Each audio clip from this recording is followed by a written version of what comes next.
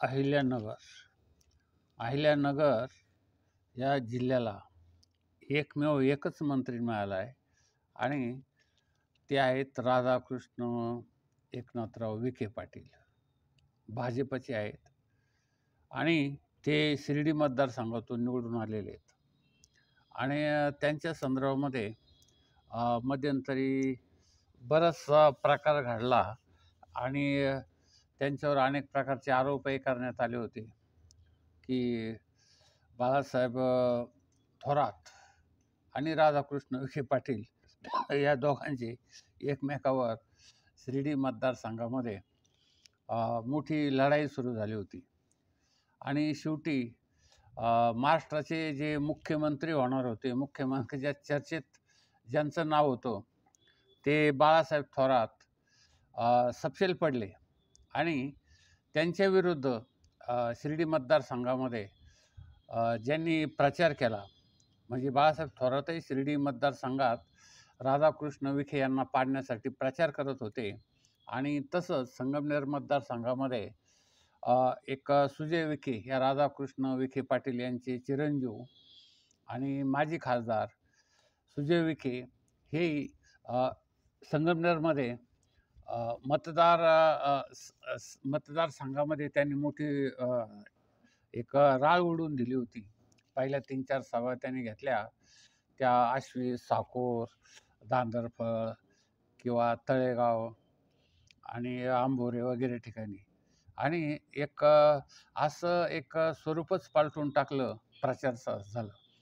आणि तसंच बाळासाहेब थोरात यांनी देखील राधाकृष्ण विखे पाटलांना पाडण्यासाठी ज्या प्रभावती घोगऱ्या होत्या यांच्या विरुद्ध उमेदवार, त्यांच्या सोबतीनं राहून अनेक सभा राहत्याला घेतली, शिर्डीला घेतली, त्याच्यानंतर लोणीला घेतली, त्याच्यानंतर कोलार, आश्वी अशा अनेक ठिकाणी सभा घेऊन राधाकृष्ण विखे पाटील यांना पाडण्याचा प्रयत्न झाला. आता तेथे संगमनेरमध्ये तर मुख्यमंत्री पदाचे दावेदार जे होते ते बाळासाहेब थोरात, मुख्यमंत्री पदाचे दावेदार, त्यांना त्यांचा एक सपशेल पराभव या विखे पाटील या घराण्याने केला. परंतु त्यांना या विखे पाटील यांचा काही पराभव करता आला नाही. आणि पाहता पाहता हे राधाकृष्ण विखे पाटील एक फार मोठ्या मताच्या फरकाने निवडून आले. तर हे राधाकृष्ण विखे पाटील यांचं वय 65 असून त्यांनी BSc ॲग्री हे शिक्षण घेतलेलं आहे. आणि त्यांची जी राजकीय सुरुवात झाली होती तसं पाहिलं तर ते लहानपणापासूनच त्यांचं राजकीय क्षेत्र म्हणजे त्यांचे वडील जे आपले होते बाळासाहेब विखे पाटील हे खासदार होते, मंत्री होते. त्यानंतर एक स्वतंत्र व्यक्तिमत्व आणि संपूर्ण महाराष्ट्रामध्ये प्रसिद्ध असलेले व्यक्तिमत्व म्हणजे शरद पवारला विरोध करणारे असे जे मंत्री होते. तर हे बाळासाहेब विखे पाटील हे फार मोठी एक व्यक्ती होती आणि त्यांचे हे राधाकृष्ण हे चिरंजीव.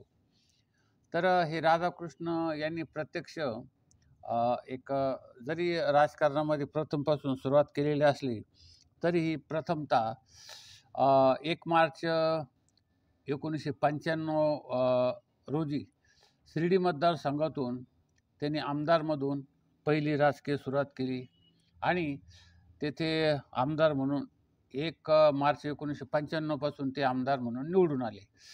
त्यानंतर 97 ते 99 या कालामध्ये त्यांनी कृषी, जलसंधारण, दुग्ध व्यवसाय, पशुसंवर्धन आणि मत्स्य व्यवसाय या विभागामध्ये मंत्रिपद होते. तसेच 1999 आणि त्यानंतर 2004 ते परत विधानसभेवर निवडून आले आणि नंतर मग तसंच राज्याच्या मंत्रिमंडळामध्ये त्यांची शालेय शिक्षण, विधी, न्याय या मंत्रिपदावर त्यांची निवड झाली. तसेच संभाजीनगर जिल्ह्याचे पालकमंत्री म्हणूनही त्यांनी जबाबदारी सांभाळलेली आणि चांगल्या पद्धतीचं काम केलं आहे. आणि 19 नोव्हेंबर 2010 पासून 27 सप्टेंबर 2014पर्यंत त्यांनी कृषी व पणन मंत्रीपद तसेच अमरावती जिल्ह्याचे पालकमंत्री म्हणूनही त्यांनी काम पाहिलं. तसंच 2014 त्यांनी पुन्हा विजय काँग्रेस विधिमंडळ पक्षाचं गटनेतेपदही भूषवलं होतं.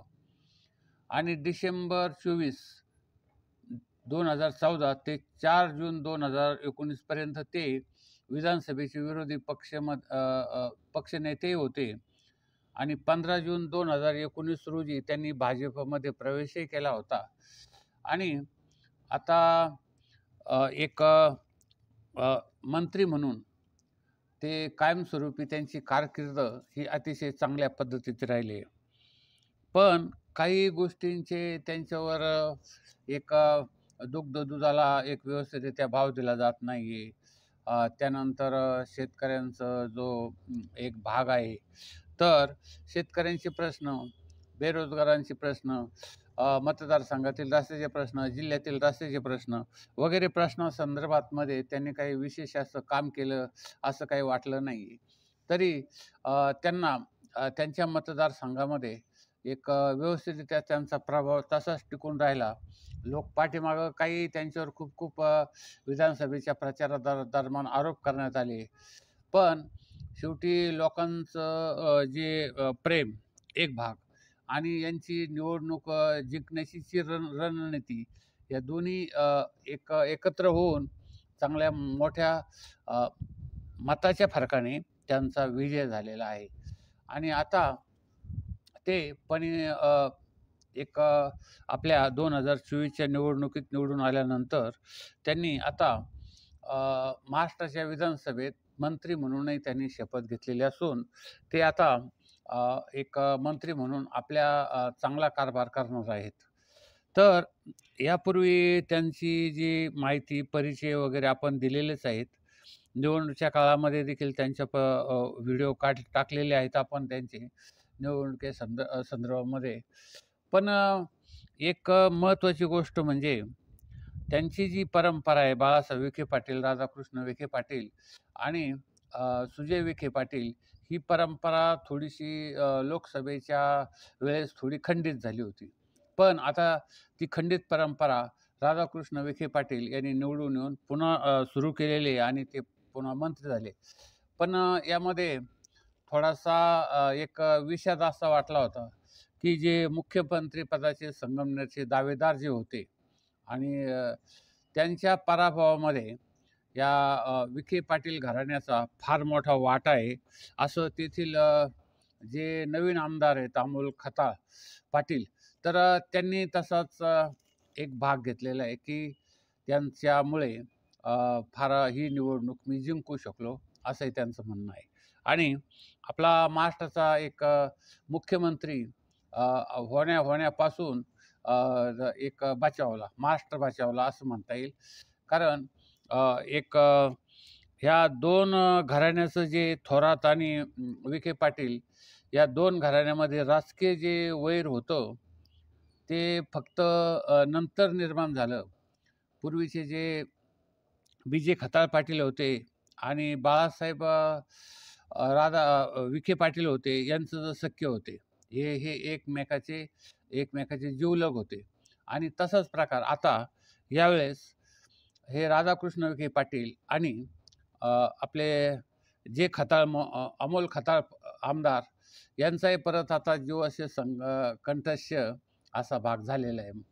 तर हे एक चांगल्या पद्धतीची गोष्ट आहे. आता संगमनेर आणि एक शिर्डी मतदारसंघाचा विकास तर होणारच होणार, पण त्याबद्दल अहमदनगर जिल्ह्याचा किंवा अहिल्यानगर जिल्ह्याचा पूर्ण विकास होण्यासाठी हे राधाकृष्ण विखे पाटील आता अतिशय जोमाने प्रयत्न करतील अशी आशा करूया.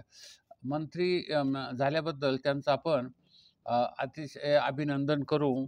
आणि एक आमचा ATM न्यू वर्ल्ड चॅनल संपूर्ण महाराष्ट्रामध्ये लाखोच्या संख्येने लोक बघत असतात. आपण या चॅनलला जास्तीत जास्त सबस्क्राईब करा, शेअर करा, लाईक करा आणि कॉमेंटही करून सबस्क्राईब करा.